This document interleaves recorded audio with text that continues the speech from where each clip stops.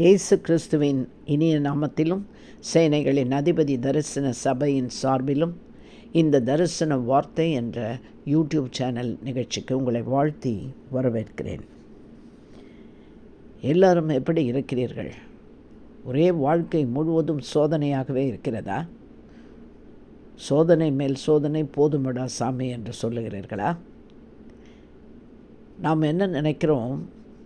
நாம் நினைக்கிற காரியத்தை நடத்த முடியாமல் ஒரு தடை ஏற்பட்டால் அதை சோதனை என்று சொல்லுகிறோம்.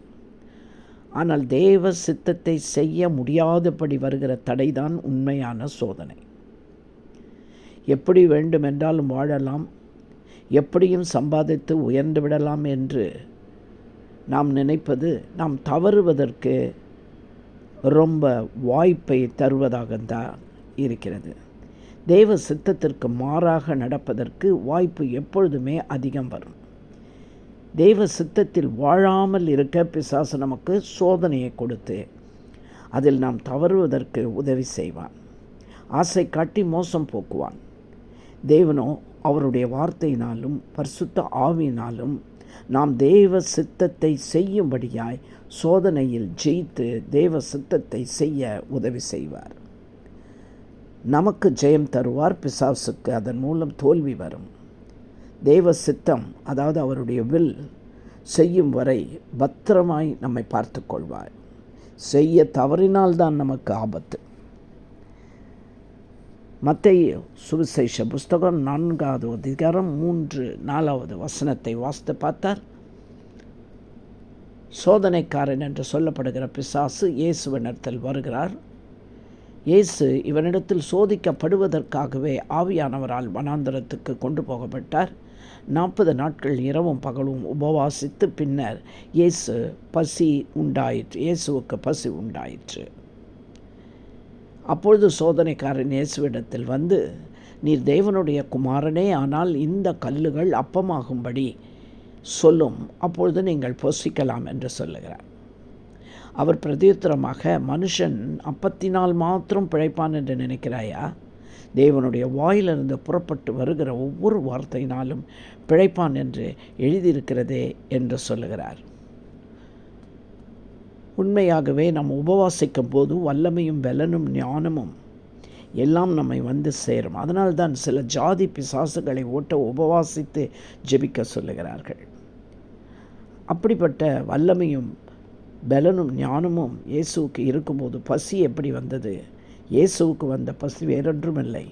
ஒரு முறை சீஷர்கள் இயேசுவை பார்த்து போஜனம் கொண்டு வந்து போஜனம் பண்ணும் என்று சொல்லுகிறார்கள். யோவான் சுவிசேஷத்தில் 4ஆம் அதிகாரம் 32-33 வசனத்தில் இயேசு அதற்கு அவர் சொல்லுகிறார், நான் புசிப்பதற்கு நீங்கள் அறியாத ஒரு போஜனம் உண்டு என்று சொன்னதும் அவர்கள் எல்லாம் சுற்றுமுற்றும் பார்த்து வேறு யாராவது இவருக்கு போஜனம் கொண்டு வந்து விட்டார்களா என்று நினைக்கிறார்கள். நான் என்னை அனுப்பினோருடைய சித்தத்தின் படி செய்து அவருடைய கிரியையை முடிப்பதே என்னுடைய போஜனமாக இருக்கிறது என்று அவர்களுக்கு விளக்கம் கூறுகிறார். பிதாவின் சித்தத்தை செய்து முடிக்க, அவருடைய கிரியையை முடிக்க பசியாய் இருந்திருக்கிறார். ஆனால் பிசாசு அவர் கல்லுகளை அப்பமாக்கும்படி சொல்லுகிறான்.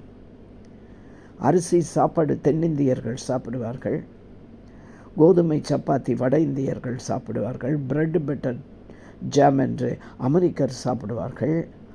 மன்னா தேவ தூதர்களுடைய போஜனம் என்று சொல்லப்பட்டிருக்கிறது.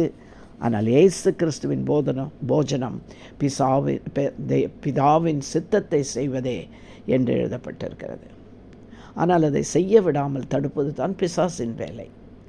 அதற்காகவே நாமும் சோதிக்கப்படுகிறோம். தேவன் நம்மை குறித்து வைத்திருக்கிற தேவ சித்தத்தை, அவருடைய கட்டளையை, கற்பனைகளை, விதிமுறைகளை, பிரமாணங்களை நாம் கீழ்ப்படிவது, அதை செய்ய விடாதபடி தடுப்பதே பிசாசனுடைய வேலையாக இருக்கிறது. அதை தான் சோதனை என்று சொல்லுகிறோம்.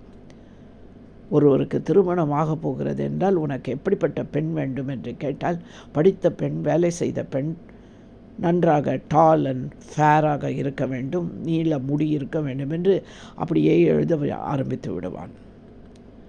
ஆனால் அவனை குறித்த தேவ சித்தம் திருமணத்தில் என்ன இருக்கிறது என்பதை அறிந்திருந்தால், தேவ சித்தத்திற்கு ஏற்ற ஒரு மணப்பெண் எனக்கு வேண்டும் என்று ஒரே வழியில் எழுதி முடித்திருக்கலாம். நம்மை குறித்து தேவ சித்தம் என்ன என்பதை நாம் கண்டறிய மறுக்கிறோம். அவர் சித்தம் செய்தால் உயர்ந்த ஸ்தானத்தில் உயர்வோம்.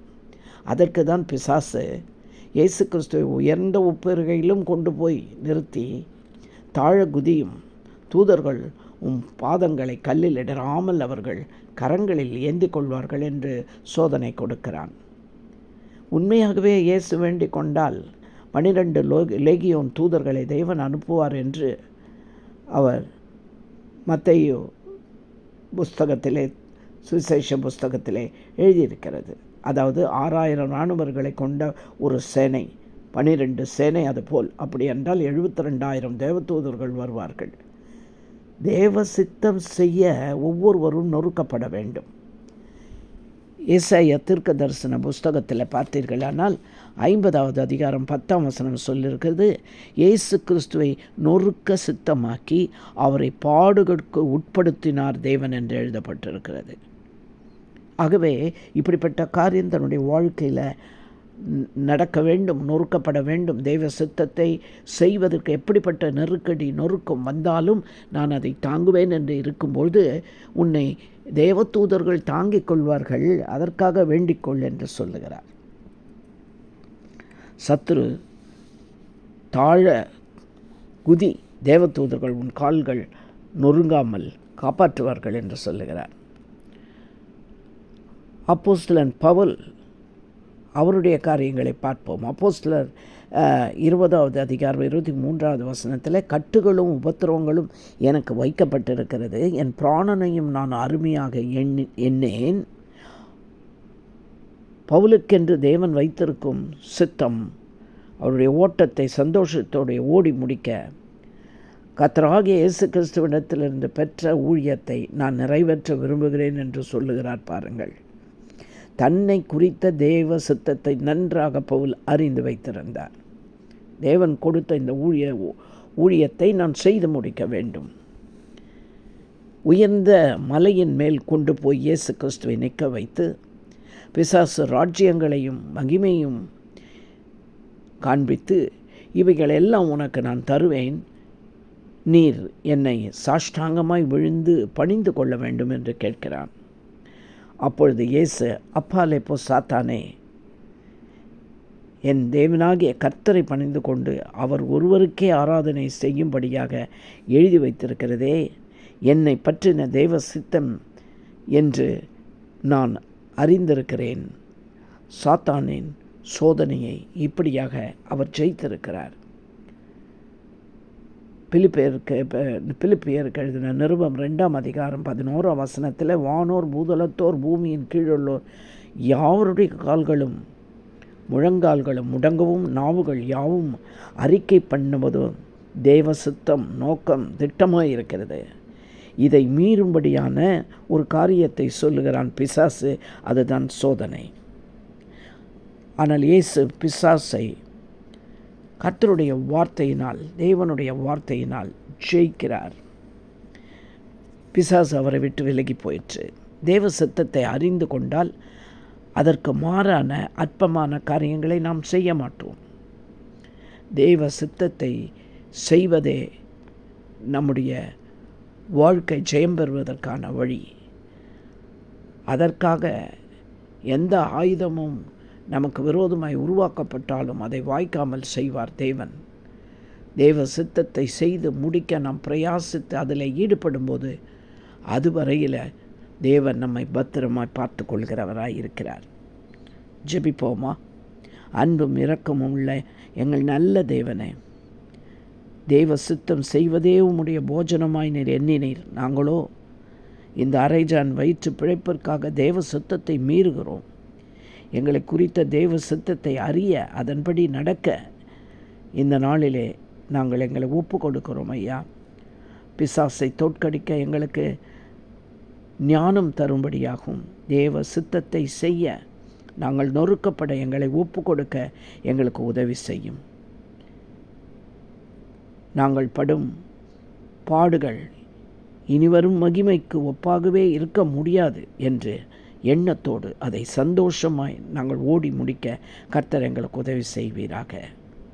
எங்களை தாழ்த்தி உம்முடைய கரங்களில் ஒப்பு கொடுக்கிறோம். இயேசுவின் மூலம் ஜெபிக்கிறோம் எங்கள் நல்ல பிதாவே, ஆமென். நிச்சயமாய் இந்த செய்தியை நீங்கள் கேட்டு தேவ சித்தத்தை செய்வீர்கள் என்று விசுவாசிக்கிறேன். மற்றவர்களுக்கும் இப்படி பயனுண்டாக இதை லைக் பண்ணி, ஷேர் பண்ணி, சப்ஸ்கிரைப் பண்ணாதவர்கள் சப்ஸ்கிரைப் பண்ணுங்கள். கர்த்தர் உங்களை ஆசீர்வதிப்பார்.